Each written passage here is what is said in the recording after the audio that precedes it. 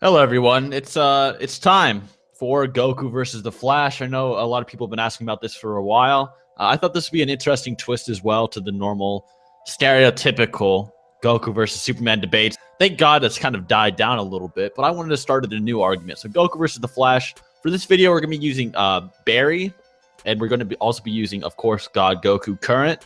Not any hypothetical Limit Breaker Goku, although we can kind of talk about the possibility. But for the most part, Chuck is going to be talking about Flash in this video. I'll go over Goku, and we'll go over some of their hacks and counters to each other after we're done calculating their powers and talking about their consistencies, etc. So, Chuck, why don't you explain to the viewers how strong is the Flash?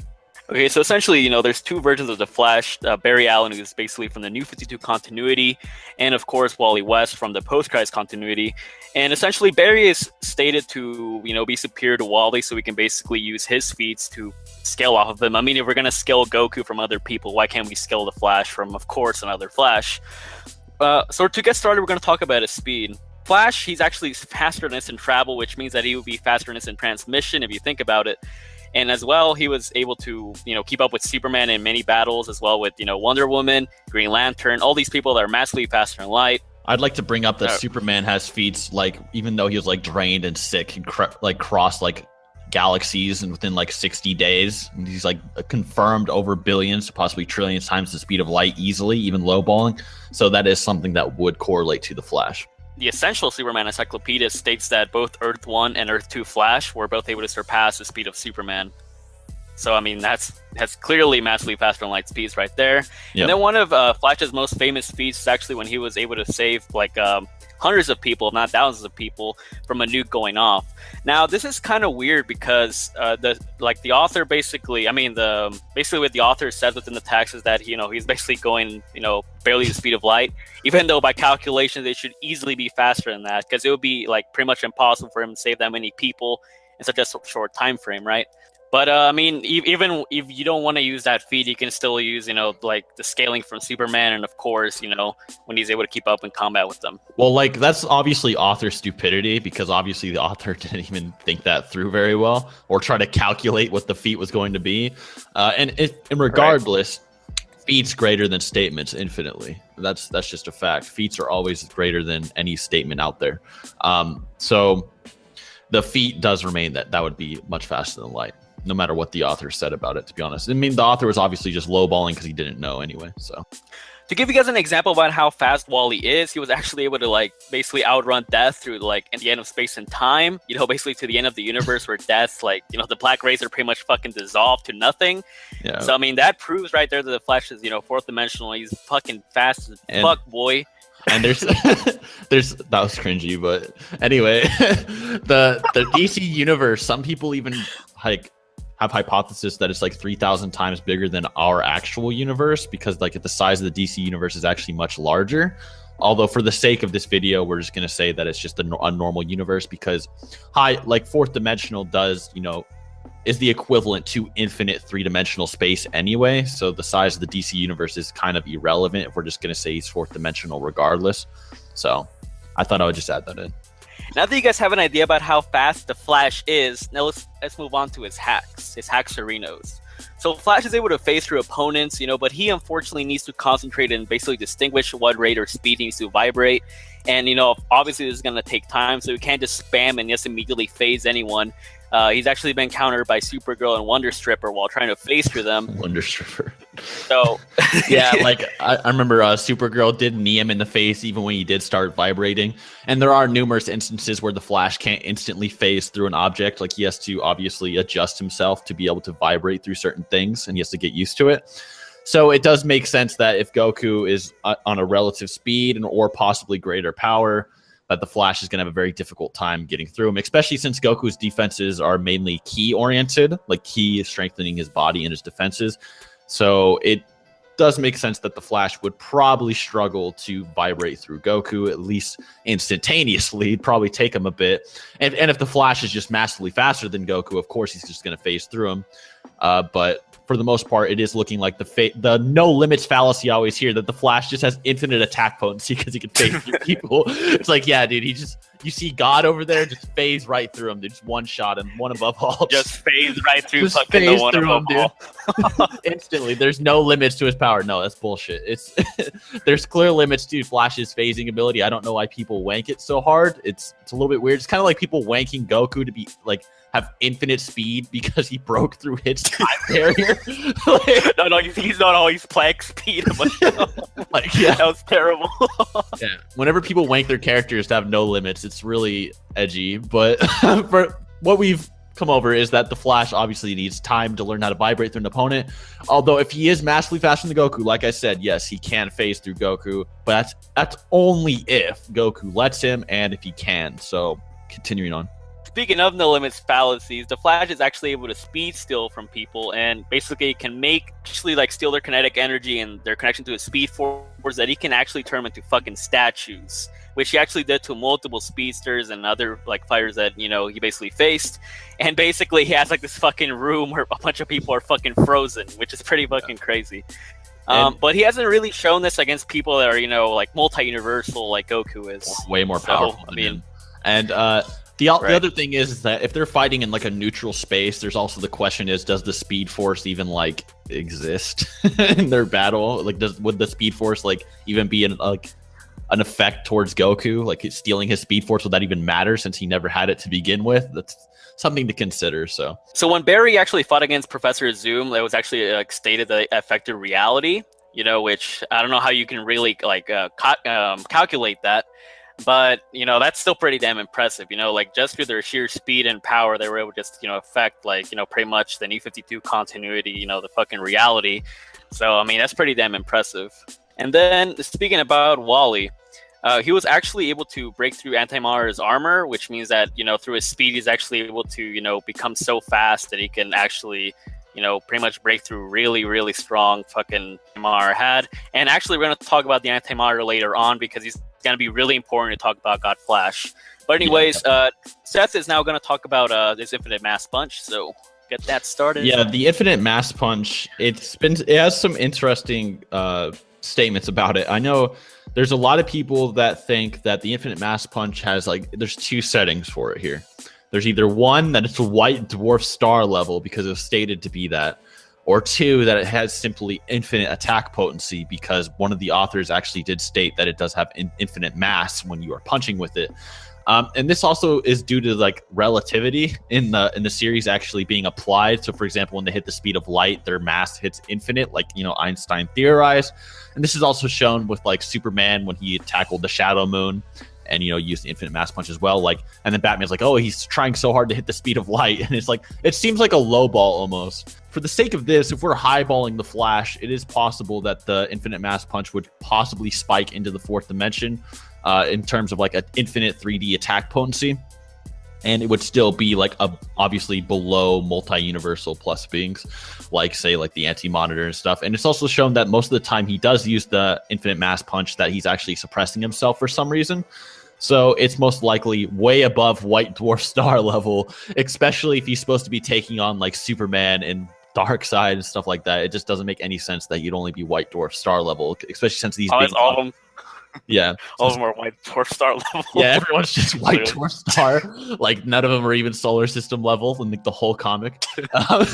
So yeah, it's definitely very clear it's above white dwarf star level and possibly hits infinite mass. I know a few authors actually stated it hit infinite mass. So yeah, we're just gonna be going with that for the infinite mass punch. Okay, so essentially in Crisis of Infinite Earths, Antimatter was pretty much such a fucking powerful villain that he would destroy pretty much the majority of the DC multiverse, and pretty much only a couple of universes remained. Even Spectre and a bunch of these fucking cosmic entities had to fight him.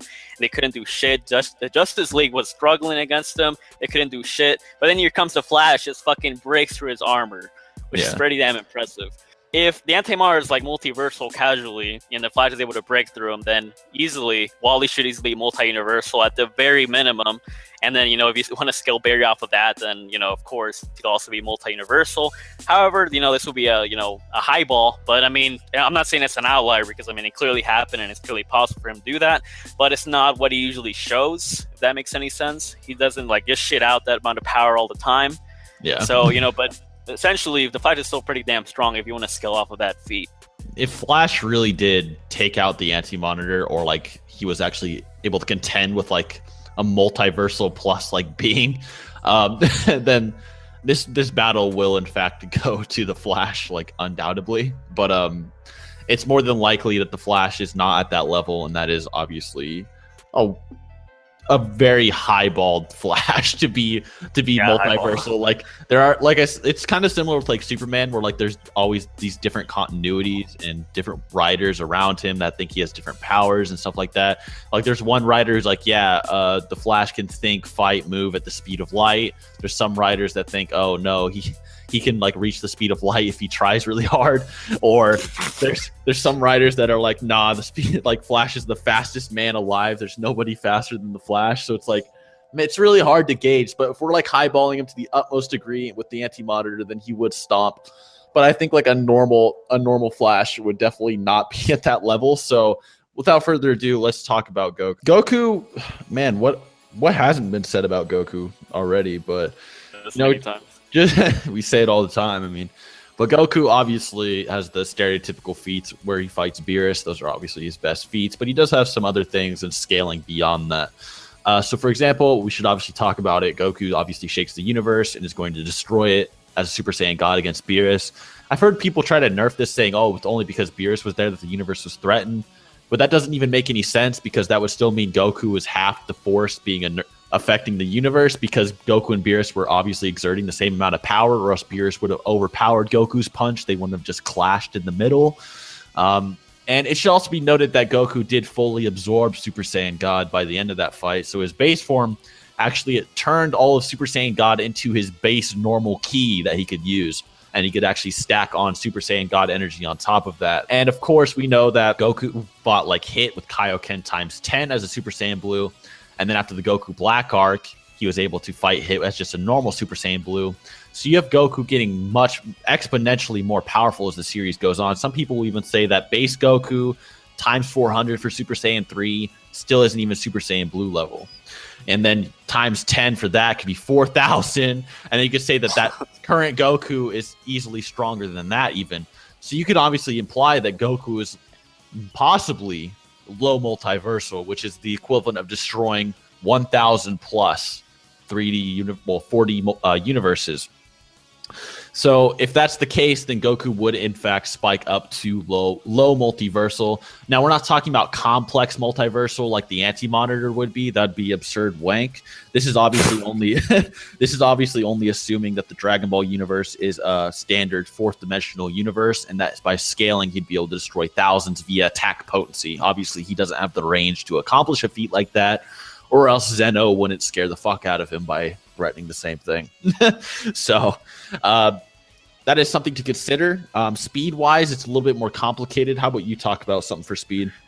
Okay, so people like obviously try to downplay, Dragon Ball to like to the absolute like worst extent, from the newest episode, that states that, it's supposed to surpass the speed of light, even though here we go. Yeah, that's here even though that even says that he was in the speed of light, and he says that he surpassed it through like repeated battles, meaning that over time as he was fighting, he was, he surpassed the speed of light. Like same case with Goku, like he was basically like, training to dodge lightning and shit, and then he was able to surpass the speed of light by the end of that, right? Well, by the time by the time the Saiyan saga rolled around, Goku was already the speed of light due to at least beam scaling by Piccolo. Piccolo blew up the moon in 4 seconds, and obviously Goku is way more than 4 times that, at least as a fucking Super Saiyan and Namek. We've actually confirmed he's thousands of times faster than that, but still, his best speed feats would be around as a god regardless. So I think it is something to talk about though with Dispo, because for some reason people are writing that Dispo cock about the light speed statement, even though they're like comparing. He's even surpassed the speed of sound and light. Like sound and light are not anywhere near the same speed. I don't know why they're being compared at all. Why is it so impressive, anyways, dude? Yeah, so sound is like the speed of a bullet, dude.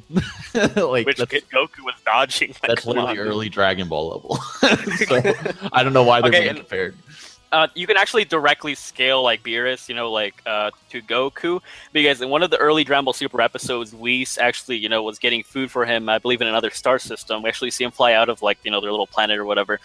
And, Beerus, he basically said, "Hey, you bitch, bring me my food in 3 minutes or whatever," right? Yeah. And then, Beerus grew impatient and he fucking flew directly to where Whis was with his staff, which, can basically travel, like, actually stated that he could, like, Earth was on the end of the fucking universe, right? And they were traveling across and back.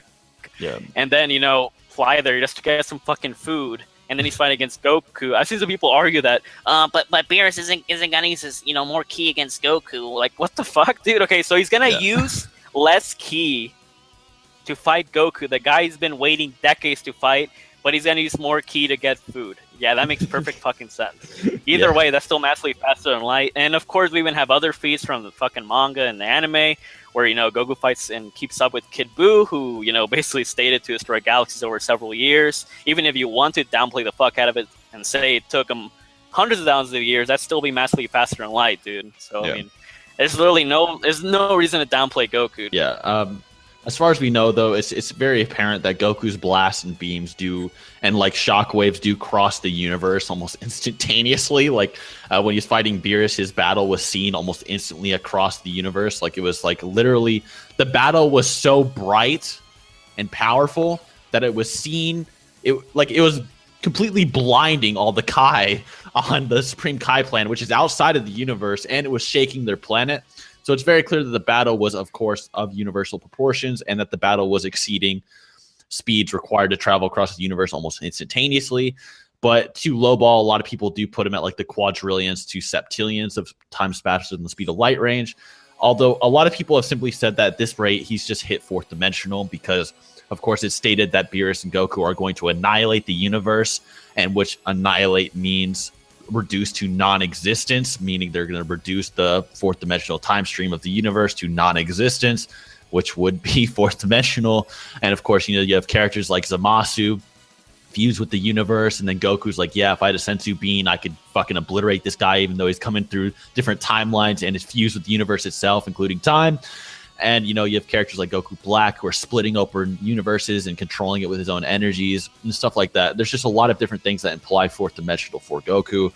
And that's why I think this battle is actually very interesting, because Goku and the Flash both kind of hit that plateau that I was talking about in one of my earlier videos. I would actually like to discuss that Goku does have, counters to hacks. I mean, obviously, he was able to counter, Hit's time skip, and he was able to break dimensions just by powering up, which is pretty interesting.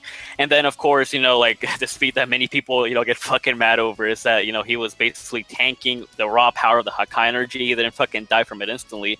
Which has astral offense, which is interesting. Right? It can even destroy ghosts and shit, meaning Goku has soul resistance. So that is a very interesting ability.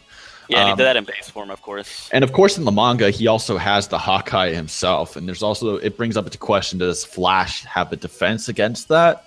We don't really know. Although, as we know, the Hakai only really seems to work on opponents that are weaker than it anyway. But there's also that astral argument as well. Like, even if he is weaker, is his soul going to be able to resist it? Does it only affect the body and obliterate the soul along with it?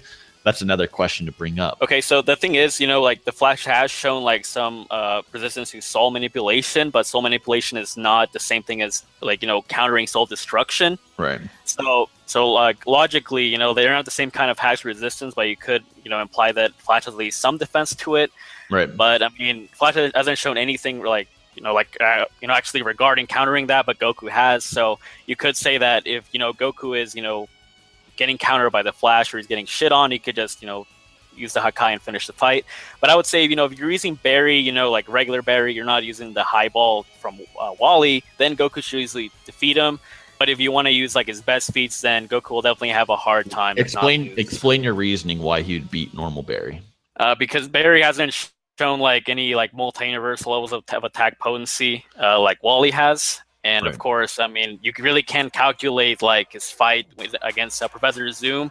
They affected reality. I mean, can we really calculate that? You can't calculate bending space or affecting reality. This is shown it. It's like saying that Janemba affected reality, or that Superman could tear space. It's like it's not really something that can be calculated because we don't even know how it works. I mean, it's obviously like a fictional ability that with no explanation. So, and not to mention Gotenks and Super Boo were pretty much like, you know, basically tearing through, you know, dimensions, you know, just by shouting. Does that mean they're universal or what? I mean, clearly not. But there's some different things when it comes to warping space and time. It's a completely different concept to destroying it per se. I don't think it really equates to infinite attack potency. But anyway, continue. Yeah, but as I said, if you want to highball from Wally, you know, against his speed with the anti-monitor, then you could imply that Barry does have multi-universal levels of attack potency. But as we said, of course, that's a highball. But anyways, now we're going to get into... So anti-monitor Flash would probably destroy. Yes, I would say that, you know, if we want to use a highball Wally Barry fucking combo, then yes, then he would probably win. Unless Goku is a Kai, so yes. Although the question also comes into the play of can Goku even touch that Flash? So probably not. And I mean, as you said earlier in the video, another question I wanted to talk about is can Goku even touch the Flash? Because you were arguing that the Flash instantaneously appeared to the end of the universe almost. Well, not instantaneously, but ran to the end of possibly this infinite universe to outrace fucking death, and can run faster than instantaneous. So what's your opinion on that? Well, I mean, definitely, like, Flash's speed does, you know, I guess, depend on how much of the Speed Force he's connected into. And obviously, you know, when he's fighting against Superman and stuff like that, you know, if he's on par with them, you know, then easily massively faster in light, you know, as you said, you know, like with the feat with Superman crossing across the universe. And then, you know, if you basically put on top of that he can just basically exist without, you know, a fucking fourth dimensional space, you know, there's a fucking void. And then, you know, if he can travel faster than instant travel, then, you know, clearly he definitely has an advantage over Goku in that regards. But speed isn't always everything, obviously. There's also the argument that Goku might also have insane speed on par with that if you calculate the fact that their battle was obviously universal in scale almost instantaneously.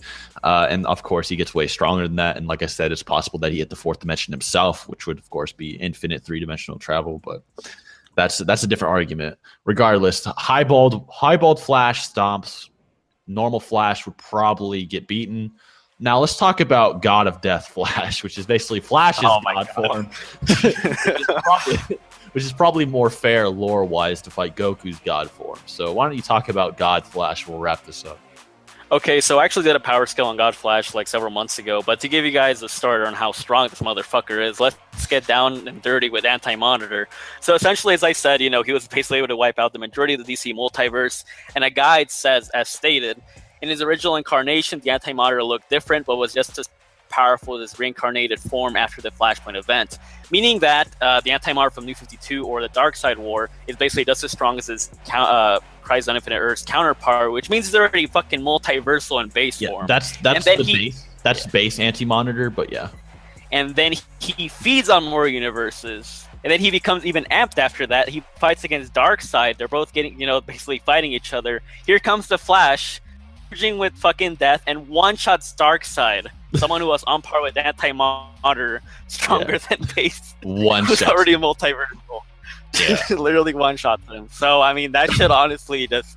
So I should tell you how strong this motherfucker is. I don't want to be the guy to say this, but God of Death Flash probably solos Dragon Ball Super. Like. Yes. He like unironically probably does. I mean, not even Zeno is 5D. I mean, because there's multiple Zenos, so he's obviously bound by time. And God of Death Flash would fucking destroy him. Now there are some Dragon Ball characters that might be on that level, like Xenoverse characters, which fucking scale way differently. But I don't want to get into that. All right, now that we've kind of talked about who wins between like the normal Flash and say Goku, let's talk about a hypothetical limit-breaking form. Do you think, in your opinion, that a hypothetical limit-breaking Goku could defeat a highballed Flash? Now, the Limit Breaker Goku, going by lore, we haven't actually seen it yet. It'll come out soon eventually. But apparently it might be God of Destruction level. So in your opinion, what do you think will happen with that? Well, like obviously, we have people like Vegito, who's basically strong enough to go up against like Merge Damasu, and then if you go by the manga, it could be implied that they could be stronger than Beerus, and Beerus like can just casually nullify universal levels of energy while just fucking casually like fucking using like I don't know what some bullshit percent of his power. Not even 1%. Yeah, and then if Goku's on that level, if not beyond that, then I mean, I honestly, due to all that raw power that he has, he should be able to basically close the gap between him and a high-bolt Flash. Okay, so yes, anti-matter would be like multiversal. But obviously, if you want to say that Flash was able to break through his armor, of course he didn't defeat him or actually kill him or anything. Then you could say he's multi-universal, up to low multiversal. But as we argued, even if we use like a regular Goku with scaling and all those like amps that he's gone over the years that this series has been out, then if he's already low multiversal with highballing, and then he gets another amp on top of that, then he should be able to close the gap with that. Well, the problem is that multiversal plus, which the anti-monitor should be, if I'm hearing you right, is the ability to destroy or create an infinite amount of fourth dimensional universes. It's kind of like the next level past fourth dimensional compared to 3D. And I don't see Goku, if he is fourth dimensional, having like a 400 to possibly whatever fucking amount multiplier from Vegito. Like if we apply that Vegito as a Super Saiyan Blue is just like Beerus level, and that Goku's just going to kind of hit that level with his new form, I don't see it really being enough to close that plateau, that dimensional plateau. But what you're implying is that the Flash still isn't on that level, which I may or may not disagree with, because the Flash did crack his armor, but I understand where you're coming from. So now I already know that a lot of people are gonna be trying to lowball Goku. They're gonna say, "Oh, like he got him by laser XD, right? Fucking edgy, fucking edgelords or whatever the fuck." He also got and hurt then by they're a rock. say, and then people are gonna say, "Oh, if Goku's universal, then why when he's fighting like Hid or fucking Beerus the second time or Frieza, why did they only like destroy craters and shit? They're only mound level." Well, the thing is, there's this thing called area of effect and key control. Key control is an actual, right? Key control is an actual like term, like even Toriyama himself uses. It's not some bullshit term we came up with. Area of effect isn't some shit we came up with. It's in the series and it's in the comics as well. If you want to lowball and say that Goku is universal because he destroyed fucking tile fighting Hit, even though he's clearly much stronger than Super Saiyan God Goku when he fought Beerus. I mean, remember when we were talking about God of Death Flash? I mean, before that, Darkseid and Anti-Matter were fighting. They didn't even destroy a fucking city. They're only city level or what, dude? Area of effect clearly doesn't exist, right? I mean, come on. These guys are beyond universal, but they don't destroy a city. Get the fuck out of here. Darkseid got mugged by normal people. He's clearly like Switchblade level, dude. So, Goku getting hurt by a laser because he dropped his guard. And of course, even the Flash has the lowball feat. Like if you want to lowball him, where he got stabbed by fucking Deathstroke one time, who's basically someone that Batman has fucking fought before. Fucking human. So yeah, these low balls don't work, and we also know that Goku is obviously off guard, and we don't use absurd low ends like that anyway. It's not logical for a versus battle unless you're being a fan-tard. So, but anyway, I hope you guys enjoyed the video. Tell us what you think down below. We've been thinking about this for a while. I've consulted a lot of different people about it. I talked to one guy who was like lowballing the fuck out of Flash, and I talked to one guy that was just like wanking the fuck out of him. So I kind of tried to put it in the middle a little bit. I'm trying not to take sides on it. Like I said, with comic book characters, you said this too before, there's just so variables. Like there's so many variables with them. Like if you try to scale their power progression, it's always up and down, whereas Dragon Ball's always been like consistently up. So it's way harder to scale comics like consistently. So hope you guys enjoyed our analysis. Subscribe to my boy Chuckster Fuckster. Until next time. Peace out.